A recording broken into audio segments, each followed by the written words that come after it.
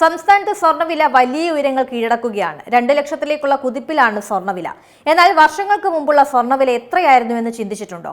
1947-ൽ 1 പവൻ സ്വർണത്തിന്റെ വില കേട്ടാൽ നിങ്ങൾ ഞെട്ടും. വെറും 70 രൂപ മാത്രം. ഗ്രാമിനാവട്ടെ 8 രൂപ.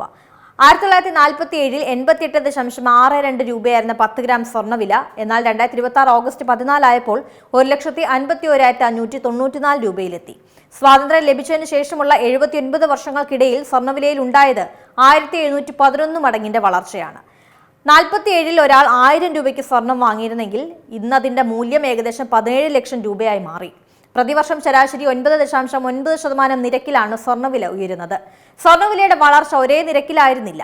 50-ൽ 10 ഗ്രാമിന് 99.18 രൂപയായിരുന്ന വില 64 ആയപ്പോൾ 63.25 രൂപയായി ഇടിഞ്ഞിട്ടുണ്ട്. പിന്നീട് സ്വർണത്തിന് വില ഉയർന്നു തുടങ്ങി. 1970-ൽ 184 രൂപയും 80-ൽ 1330 രൂപയിലും എത്തി. 2000 ആയപ്പോഴേക്കും ശരാശരി 4473 രൂപയായിരുന്ന സ്വർണം 2010-11 കാലഘട്ടത്തിൽ 19,227 രൂപയിലേക്കും 2020-21-ൽ 48,723 രൂപയിലേക്കും കുതിച്ചുയർന്നു. 2024-25-ൽ ശരാശരി 75,841.87 രൂപയിലെത്തിയ ശേഷമാണ് 2026-ൽ 1.5 ലക്ഷം രൂപ എന്ന ചരിത്ര നേട്ടത്തിലേക്ക് എത്തിയത്.